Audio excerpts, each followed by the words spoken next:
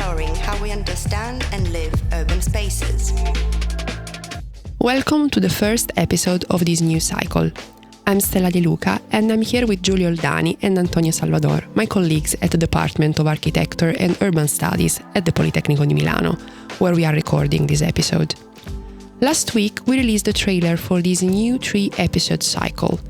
As we mentioned, we aim to reflect on and challenge some of the most common dichotomies often taken for granted: city and non-city, center and periphery, and urban and rural. When we first began to explore these themes, our colleague Isa, whom you'll met in the final episode, shared a reflection that stayed with us.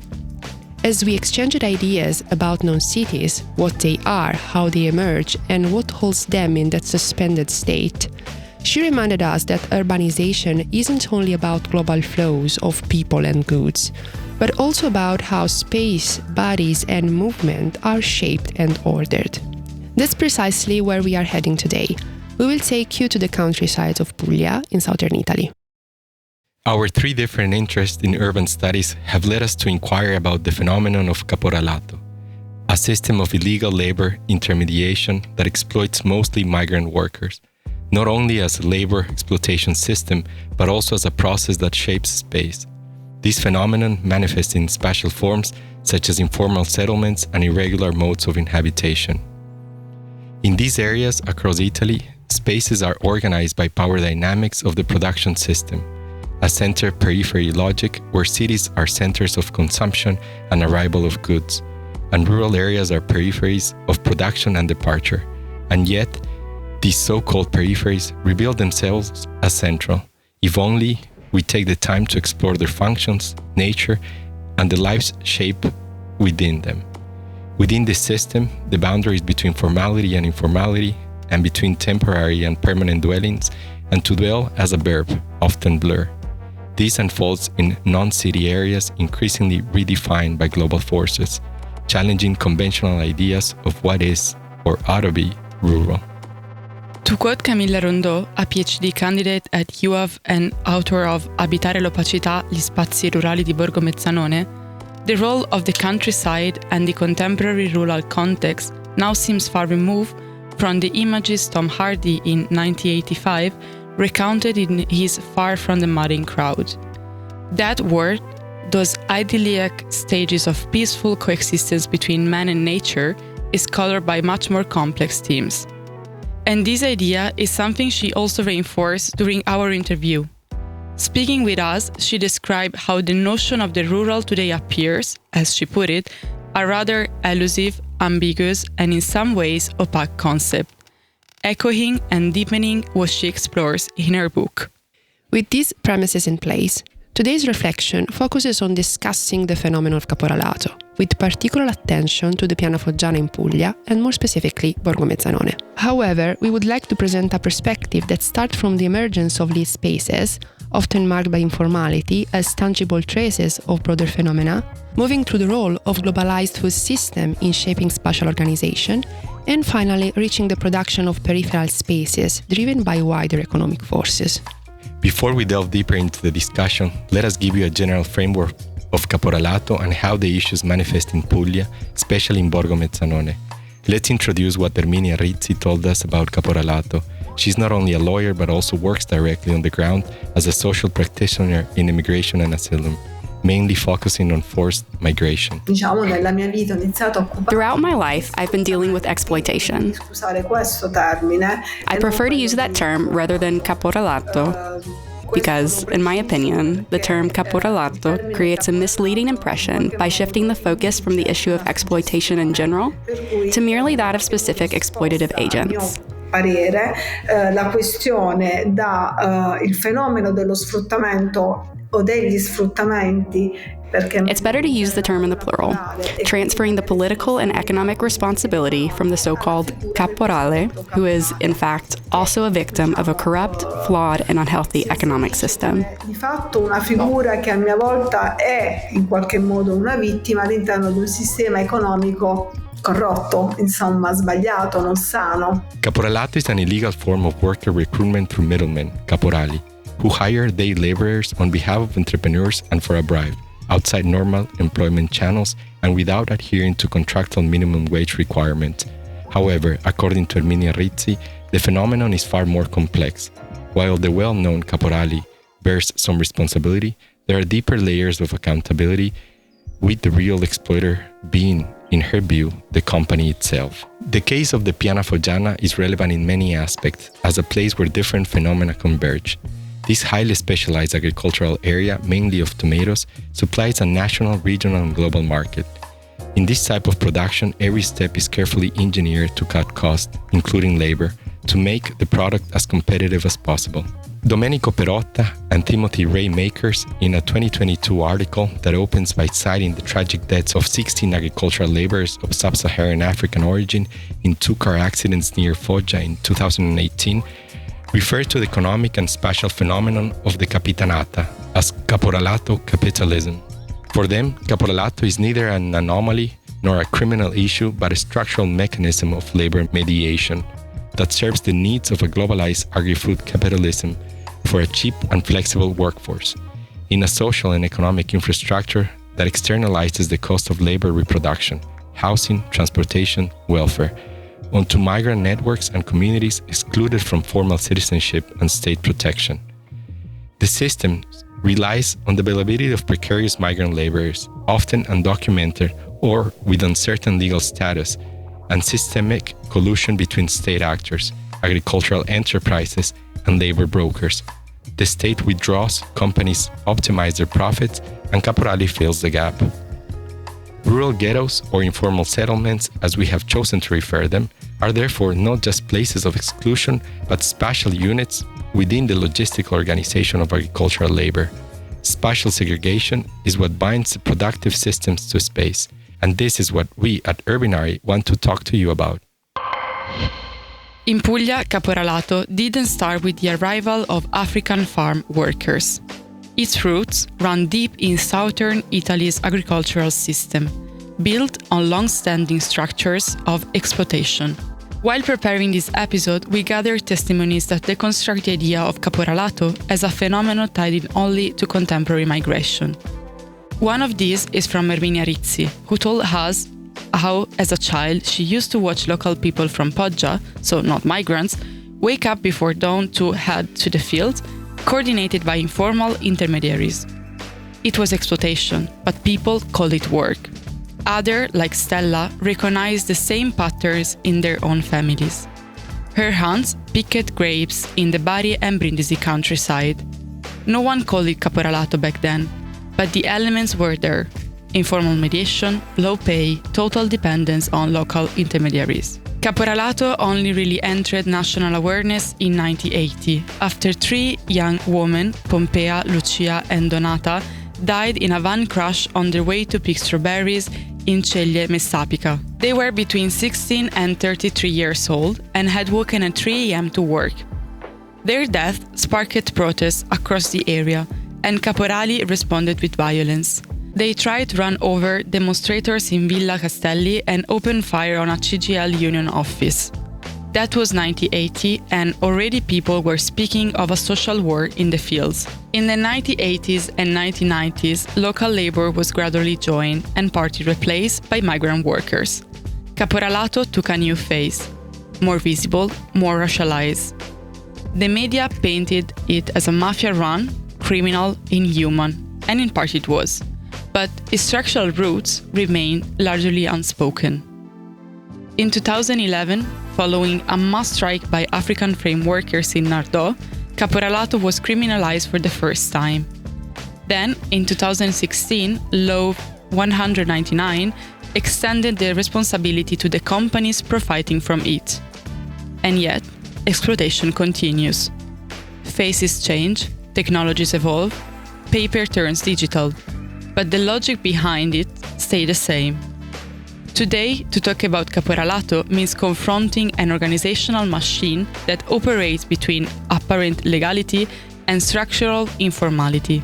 A machine that offloads the cost of labor force reproduction onto marginalized community, first local, then migrant, and that resists every reform by adapting.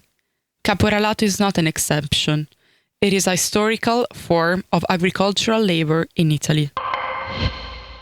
Today, it is also closely tied to the phenomena of mass migration. Migrants worldwide play a key role in food production systems and agricultural labor. This is not recent. It surged with the industrialization of agriculture and globalization. Italy and the Mediterranean are important areas of food production, and Puglia is an area highly specialized, which requires a significant number of workers. In the Piana Foggiana, the combination of an extractive agricultural production and the intensification of migratory flows of refugees and asylum seekers determines a reconfiguration of the rural landscape, especially in a territory historically characterized by a distinct agricultural past, da un passato agricolo sicuramente diverso, interwoven with a complex historical period.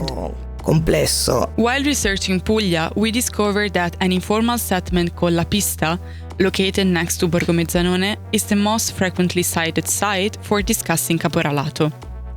Among the many informal settlements connected to agricultural, and there are a lot, as Erminia Rizzi told us, this is the one that stands out. It is the one everyone notices, the one no one can ignore.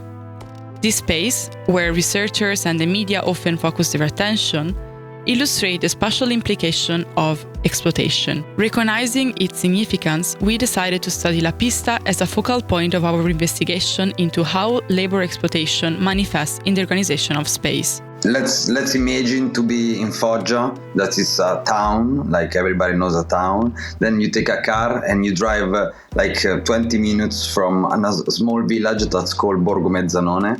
And then from there you have 10-15 minutes of very bad roads, off-road, that you slowly get inside the Pista. And then you just, like airplane, you go all the way down to the Pista, and you start to see small houses, and then you get inside the ghetto. The place Marco Zannoni, a documentary filmmaker of the collective I Think By, is describing is known as La Pista, literally the airstrip, because it developed over the remains of a former NATO Air Force runway, abandoned in 1990. The settlement follows a linear pattern, stretching along the last few kilometers of the old infrastructure, just behind the former CARA, reception center for asylum seekers. Barbed wire fences, now broken in many spots, separate La Pista from the surrounding wheat fields, though they no longer serve any objective function. The space is defined by two parallel strips of asphalt, roughly 3 kilometers long, and the paved area of the old reception center. Most shacks are concentrated near the main road, especially in the section closest to the CARA. This area is accessed through a series of 3 gates, installed initially during the early years of the center's activity. The settlement includes a chaotic mix of makeshift shelters built by salvage material, old containers, and in some cases, brick and concrete houses. Over time, La Pista has become an informal village with everything you might expect to find in a small town. Grocery stores, bars, restaurants, hairdressers, and, as Marco noted, even brothels. Since its emergence in the 1990s, it has continued to expand year after year. If you'd like to get a more visual sense of the space, we recommend watching the documentary One Day by I Think By. It offers a powerful glimpse into the life inside La Pista. In the long conversation we recorded with Camilla, she spent some time reflecting on the temporality of these settlements. This is the first spatial followed we observe, and it's perhaps the aspect we're most interested in discussing today. It is the formation of these informal settlements which have a temporary character. I might even put that term in quotation marks. And they're not limited to these informal settlements alone. We also see abandoned farmhouses being occupied and deserted historic villages reactivated. A series of dynamics is set in motion, placing those who move within these spaces in a state somewhere between the visible and the invisible. Si muovono all'interno di questi spazi tra il visibile e l'invisibile. This observation led us to reflect on some relevant contrast: informality and formality, temporality and permanence. What do they mean in the case of Borgo Mezzanone? What significance do they have? Reinforcing this idea, Olmo Parenti, from the collective A Think By, told us something relevant. It feels like government is trying to keep this weird balance between not abandoning these people completely, but at the same time not finding a long-term solution for their living conditions. And I have a feeling, having been there, that this is probably the easiest and most convenient solution for government, because on the one hand, they don't have to find a place to these people. They don't have to find an alternative to where they're living. And on the other hand, by keeping them, by keeping them alive, literally, they are still providing for local entrepreneurs cheap labor to keep people going into the crops. I think this has been happening for so long that it has become commonplace. And I think every party, every politician that has been in charge from 20 years till today has not had any incentive to find a long-term solution for this. Basically, they have a ticking time bomb that they're bouncing from one hand to the other, and they know that at some point it will explode, but the best thing that they can do is hope that it will explode in somebody else's hands, a few years from now. Temporality is undoubtedly a key issue in many aspects, especially in a context such as Italy, or more broadly Western societies, where stability serves as a fundamental condition for accessing resources and exercising rights. This notion of stability that I denote concerns economic and legal dimensions. In this model of intensive agricultural production, this type of labor does not offer economic stability. First, because agriculture is tied to seasonal cycles. Therefore, it struggles to guarantee a consistent income throughout the year. Second, during the periods when agricultural workers are active, they are not formally employed. A further dimension of temporality relates to the lack of legal rights to reside and work in Italy and Europe. A proper residence permit would partially mitigate this condition of instability. How can you access housing if you only work for a few months a year? A bank account, a place in a society designed for those with legal, economic, even social stability. These contradictions are visible in one day, but they're also at the heart of something much bigger, a system where workers are needed but never fully included, a system where infrastructure of life, housing, transport, support isn't provided by the state but built informally by the workers. And this is where the spatial dimension comes into play. As Camilla's analysis shows, these settlements are not just places to live. They are spaces of survival and agency, born out of necessity and shaped by collective efforts. At the same time, though, Borgo Mezzanone is even more complex, where time changes its shape. As Erminia Rizzi told us, it's not just a balloon that inflates and deflates with the arrival of seasonal laborers. Today, Borgo Mezzanone is home to an increasing number of different profiles who serve the economies of nearby towns, or the formal settlement itself, construction workers, care workers like home aides, people who run activities within the community, sex workers. Over time, the geography of labor that Borgo Mezzanone sustains has expanded. It has grown denser, more layered, and more complex to simplify.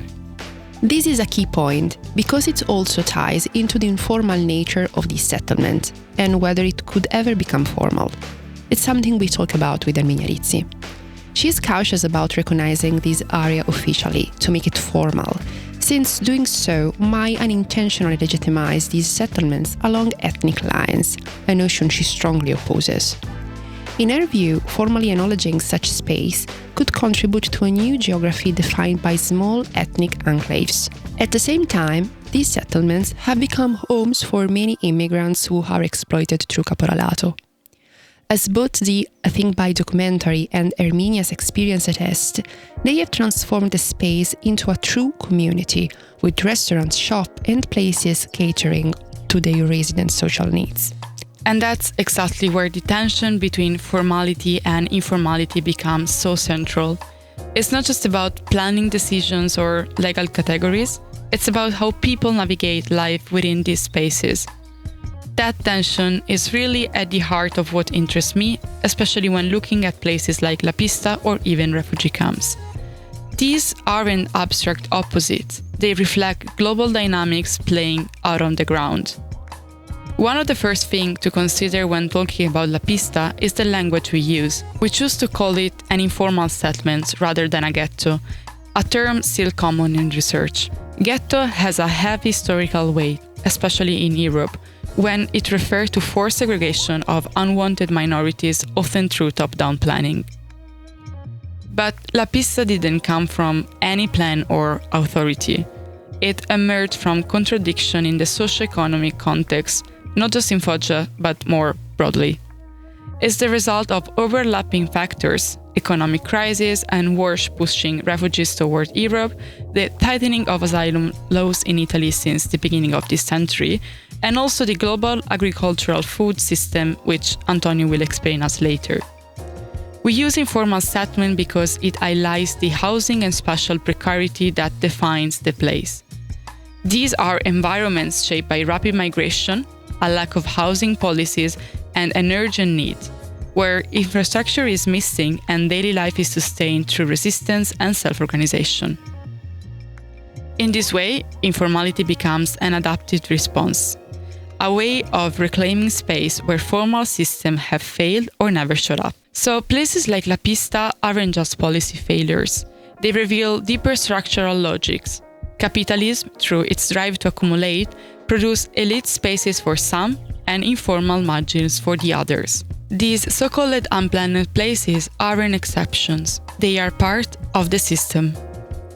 This dynamic of spatial inequality is also where the phenomenon of Caporalato fits in. It's not just about illegal hiring, it's about a broader system of exploitation and labor precarity embedded in the dynamics of extraction and consumption.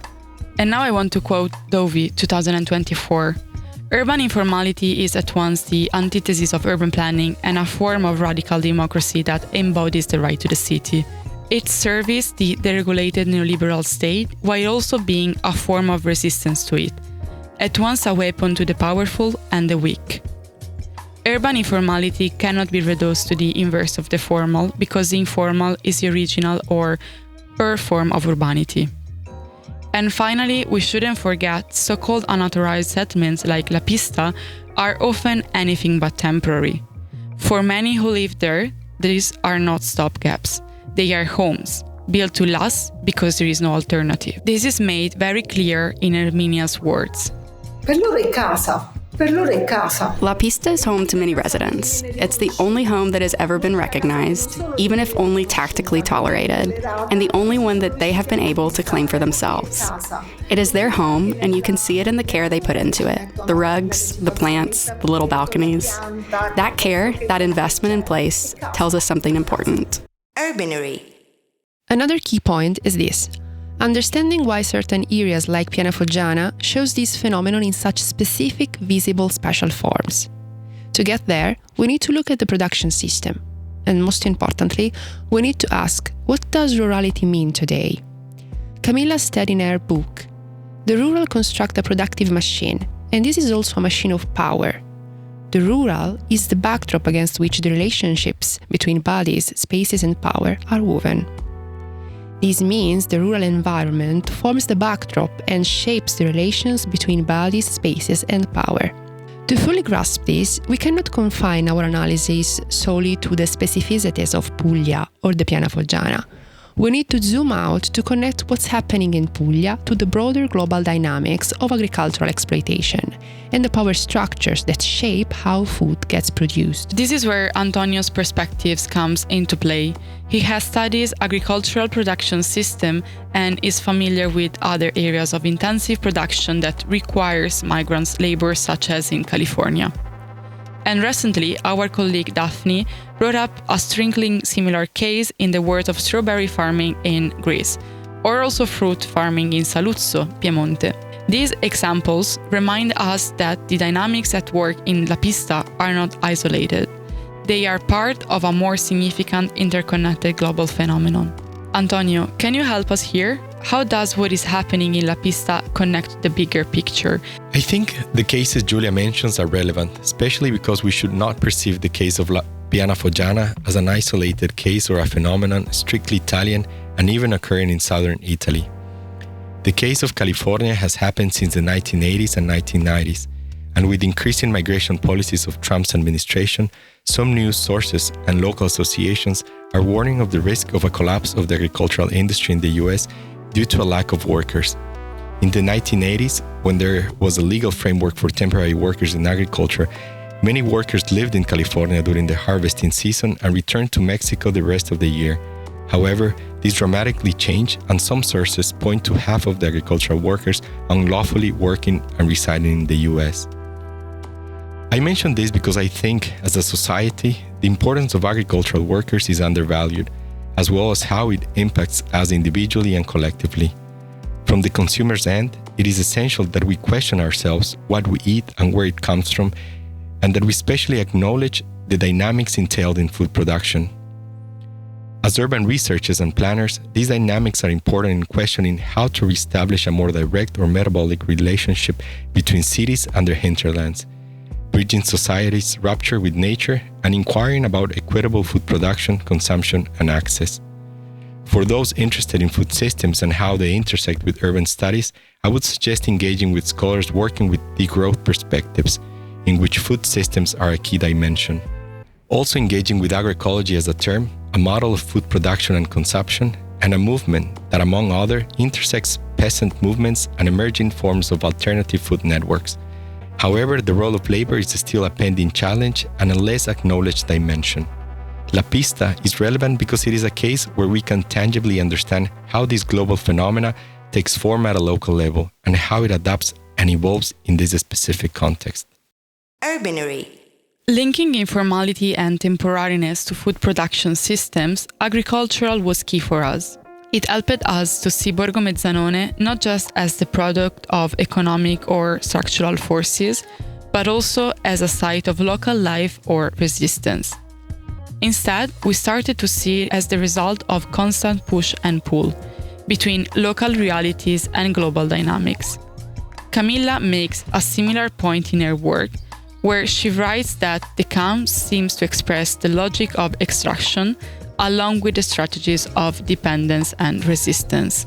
This territory, whether Borgo Mezzanone or rural Puglia, sit as the intersection of nature and culture, the land, the climate, the laboring bodies, and the system of borders, norms, and control that shape them. In this entanglement, however, the tension dissolves. Nature and cultural collapse into one, becoming mutually constitutive. So we ask what kind of space it is. Rural, urban, agricultural land, a grey zone. We brought that to question to Camilla too. Because the closer you look, the more obvious it becomes. The old category just don't hold. Quindi, per dirla ancora in altre parole, so, to put it differently, even rural or seemingly marginal areas like Borgo Mezzanone are today crossed by global urbanization processes. And to me, this really blurs the boundary between what's urban and what's not. As we were saying earlier, I don't think the solution is to eliminate certain categories, but rather to challenge the dualisms and polarities that still shape how we think about space. E sicuramente utilizzare questo concetto all'interno della mia ricerca. Using this concept in my research and in the reflections that followed really helped me to place Borgo Mezzanone within a broader global framework. It allowed me to reposition myself within a research process that was often quite complex, navigating this constant tension between proximity and distance, what in our field is sometimes referred to as zooming in and out or scalar shifts. Avvicinamento di scala, ma non si tratta solo di una scala da un punto di vista territoriale. But it's not just about scale in a territorial or metric sense. It's also about intellectual and conceptual scale, a kind of awareness that the special effects we observe are symptoms or representations of much wider and more complex dynamics. And that's where the real challenge lies, in trying to hold all of that together in a research project that deals with space. Stella, when we are reflecting together on how to describe this phenomenon, through the lens of urban studies, you suggested the idea of extractive economic logic and its spatial implications. You also pointed out that La Pista is a meaningful example to explore the concept of peripheral centralities. Yeah, but the concept isn't mine. It comes from Phelps, Magin, and Cahill, who talk about peripheral centralities. The idea is simple, but it's powerful. Urban value isn't just produced in city centers, and peripheries matter too. They shape how urban space is organized, governed, and exploited, economically and politically. For me, Borgo Mezzanone is a perfect example of this. Sure, spatially it's marginal, far from the city, far from the institutions, but it plays a central role in the region's economy and labor dynamics. It's what you might call a non-city, and yet it works as a logistic node, a key piece of infrastructure in the agri-food system, a spatial tool of capital right at the heart of production. It doesn't stop there. Residentially, it hosts both permanent and seasonal community, most invisible to the state but absolutely essential to agriculture. Economically, it sustains entire sector. Take the tomato supply chain, for instance. And it's informal, yes, but it operates as a real infrastructure. More than that, it fills the gap left by state. It provides transport, shelter, markets, networks. It's what Perotta and Raymakers call infrastructure for reproducing labor power. Basically, it allows the system to function while pushing the real cost onto workers themselves. And Borgo Mezzanone isn't unique. We saw this. There are similar settlements all over Italy, Greece, Spain. This informality isn't an exception, it's the rule. It's the quiet foundation of European agricultural capitalism, built on marginalization, on exploitation. It's also a multiscalar space. It's tied locally to Foggia economy, nationally to Italy's food system, and globally to migration routes and global value chain. But there's another layer here, a social and ideological one. Places like these are often framed as degraded, even illegitimate. That framing isn't neutral. It helps obscure their economic role and delegitimize the people who live there. And yet, these are also spaces of solidarity, of mutual aid. They are full of agency, full of political knowledge built from below. In many ways, Borgo Mezzanone is a political laboratory. The state shows up in fragments, in waves, but people don't wait, they organize. To me, this is what peripheral centrality really means. It forces us to rethink the category we use for urban studies, what counts as central, what gets called marginal, and who has the right to belong in urban space and under what conditions. Urbinary. We're now heading toward the end of this episode, and we want to use this last part to explore a simple but crucial question.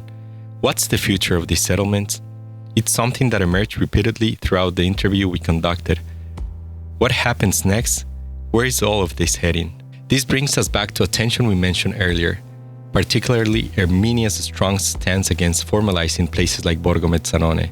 As a lawyer deeply involved in social issues, Armenia argues that formal recognition would legitimize and institutionalize an ethically segregated settlement.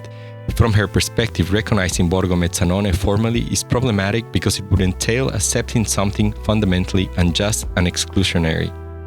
On the other hand, Camilla takes a different angle as a researcher. For her, formal or informal, the settlement already exists. Regardless of its official status, it's already a social, economic, and spatial reality. What Camilla is highlighting is the uncomfortable truth that not naming a reality doesn't make it disappear. These places exist, and so do the people within them, with their daily struggles, their aspiration, and their fears. And this brings us to another layer of complexity, one that emerged powerfully in another interview. Beyond questions of legality, formality, or urban policy, there is a human dimension that often gets overlooked, the emotional weight of uncertainty and the quiet power of familiarity. I think there's a very strong desire by a lot of the people that we met in the film to engage with people outside of their community, to engage with Italians, to learn the language, to go live in a normal place. But I think that at the same time, there's also a very strong desire for certainty because they've lived through like such uncertain times for so many years, I think sometimes even the possibility of moving somewhere safer or quote unquote more developed is something that scares them, because even if that place, even if Borgo Mezzanone, even if La Pista are inhumane, even if they're very difficult places to live in, they're a certainty in their life. It's something they know, it's something they're somewhat comfortable in, and in many of their cases, they will choose that over the possibility of having something better, but that they have no idea what it's going to be like. And so in that sense, I think community is one of the most important things for them. And it has stopped being a very important thing for us, I think. So, how should we look at address these spaces? Clearly, planners or researchers alone cannot solve this issue. As we have tried to show throughout this episode, the phenomenon is part of a much larger picture, deeply connected to migration flows and how people are either included or excluded from society. In the documentary One Day, one of the protagonists says, "I'm at Italy, not in Italy," emphasizing how political decisions have deliberately created a system in which migrants are used, exploited for labor, but never truly included. This is also linked to a global extractive logic that transforms rural areas into sites of production and exclusion, something Camilla refers to as altro rurale, other rural. At the same time, these spaces raise critical questions. Are they peripheries? Are they new centralities? Are they both? These are the same kinds of questions I've been grappling with, especially when thinking about how places that seem marginal are in fact deeply embedded to rethink their role altogether. What we can do as scholars is observe and describe these dynamics, not just as the surface, but by digging into the structures that produce them. Only by understanding their complexity and by engaging with people on the ground, while recognizing our own limitations, can we begin to reflect meaningful on how to respond. Before we close, I want to share one last thought on the tension between temporariness and permanence. As we said, these aren't isolated dynamics, they are rooted in broader complex systems. When we talk about temporariness in informal settlements like La Pista, we need to remember it's not a choice. People are pushed in this condition by laws and policies that keep them in a constant state of precarity, especially undocumented migrants. These spaces leave the contradiction between exclusion and necessity. They are kept at the margins, yet they are essential to the system. So we need to ask, what are these places becoming? Are they turning into urban spaces? Should we start seeing them as part of the city? I find myself between Camilla and Herminia on this. On one hand, we can normalize spaces of segregation. La Pista functions like a ghetto, isolating and exploiting people, as Olmo also pointed out. But ignoring it is just as harmful. Denying its existence means denying people their right to a home, to the city. As Camilla said, this place exists, and we must deal with that. I don't have a clear answer yet, but one thing is obvious. People treated as irregular are fully regular when it comes to being exploited. That makes the right to space, to the community, even more urgent. So maybe the real question isn't should La Pista exist, but rather, how do we turn into a space where life, not just survival, is possible? Like you, I also feel these tensions. It seems that as soon as the discussion moves towards urban policy, exiting informality is automatically seen as the most effective solution for addressing Borgo Mezzanone, whether that means dismantling it, relocating it, or transforming it. However, this approach involves several problematic underpinnings. On one hand, it reduces Borgo Mezzanone to a mere problem to be solved. On the other, it implicitly reinforces the idea that urban phenomena can be addressed solely through spatial policies, thereby invisibilizing the material condition and production relations that give rise to these spatial configurations. The issue is structural. In other words, for me, is primarily economic. As long as Borgo Mezzanone remain an essential logistic node within an agro-industrial system, built on exploitation and precarity of migrant labor, any spatial intervention will be inevitably partial and insufficient. It is necessary to critically address the economical model itself, its extractive logic, and the class relations and power dynamics it produces in space. Changing urban policies is not enough. We need a radical transformation of the economic relations that produce them. Because I tend to analyze space as a manifestation of economic contradictions, I consider Borgo Mezzanone as fully urban, even though it is exemplary of the non-city concept, a specific territorial configuration generated directly by capitalistic accumulation processes. I agree with you, Stella, especially with your point about the radical transformations in the economic relations that produce these conditions. That is one of the key reasons we cannot overlook the connection this case has with food systems. We cannot fully understand or analyze a place like Borgo Mezzanone without acknowledging the impact of globalized patterns of food production and consumption, in which field workers have been reduced to mere components in the system. What is happening in Borgo Mezzanone and in many other places is multi-layered. If we approach it from the perspective of the agri-food system, then the system itself must take responsibility in a legal, humane, and structured way for the essential role that foreign labor plays. Market prices should not be adjusted at the expense of the agricultural workers.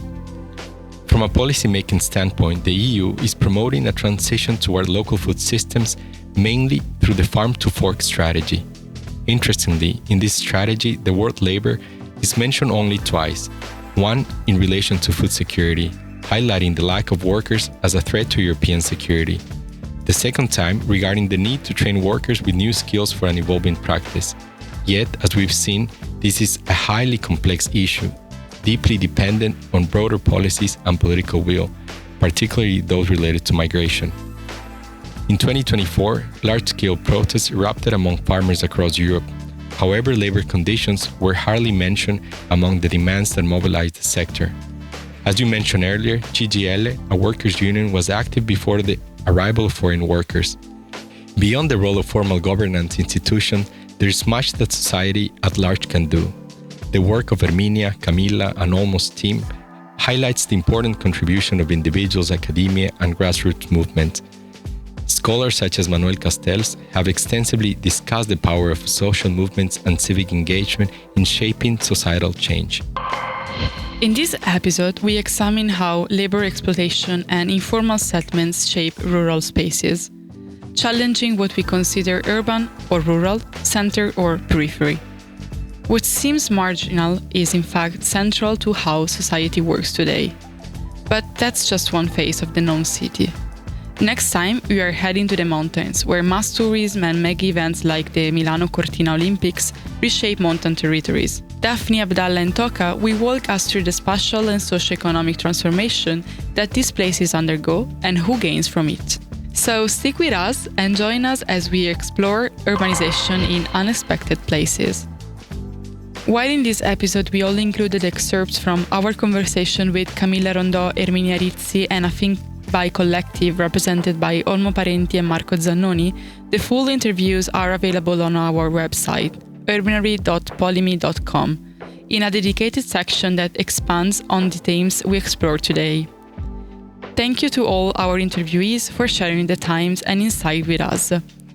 We also want to thank you, the voiceover of Daphne Riga and Aubrey Toldi. Architecture and Urban Studies at Politecnico di Milano.